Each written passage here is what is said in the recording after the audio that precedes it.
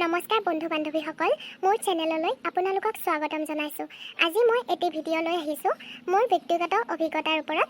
কালি মই ভেকচিন লৈছিলোঁ আৰু এতিয়া প্ৰায় 24 ঘণ্টা উকলি গৈছে, কিন্তু মোৰ গাত একোৱে প্ৰভাৱ পৰা নাই। না জ্বৰ হৈছে না গা বিষ। আৰু সেইলৈ মই এটা ভিডিঅ' লৈ আহিছোঁ। আশা কৰোঁ আপোনালোকে ভাল পাব। আৰু মোৰ চেনেলত যিসকল নতুন তেওঁলোকে ছাবস্ক্ৰাইব কৰিবলৈ নাপাহৰিব। এই তই উঠা নাই যে এতিয়ালৈকে? ইমান দেৰিলৈকে হৈ আছ যে? কি হ'ল? 8টা বাজিলে দেখোন। মা, মই যে কালি ভেকচিন লৈছিলোঁ, মোৰ এতিয়া গাটো বহুত বেয়া লাগিছে, সেইকাৰণে হৈ আছোঁ। ক'তা?